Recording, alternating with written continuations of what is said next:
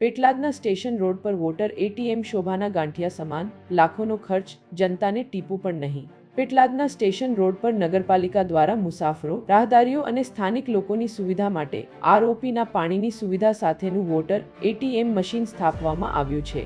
આ મશીન લાખો રૂપિયાના ખર્ચે ઊભું કરાયું છે, પરંતુ હાલમાં તેમાં પીવાનું પાણી જ ઉપલબ્ધ નથી. આ કારણે લોકો પાણી માટે મશીન પાસે આવે છે અને નિરાશ થઈને પાછા ફરે છે.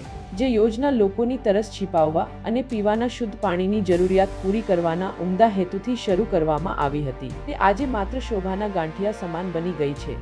મશીન ચાલુ હોવા છતાં તેમાં પાણી ન હોવાથી તેનો કોઈ ઉપયોગ થઈ રહ્યો નથી. આ પરિસ્થિતિ જનતા માટે ભારે નિરાશાજનક છે. આ બાબતે લોકોમાં પ્રશ્ન ઉઠી રહ્યો છે કે જ્યારે મશીનમાં પાણી જ ઉપલબ્ધ કરાવવાનું નથી, તો આવી સુવિધા ઊભી કરવાનો હેતુ શું છે? નગરપાલિકા દ્વારા આ વોટર એટીએમમાં નિયમિત પાણીની વ્યવસ્થા અને યોગ્ય જાળવણી સુનિશ્ચિત કરવી અત્યંત જરૂરી છે, જેથી લોકો માટે બનાવાયેલી આ સુવિધા ખરેખર ઉપયોગી બની શકે અને તેનો લાભ મળી શકે. Mir Malik, need 24 news, અન્નદ.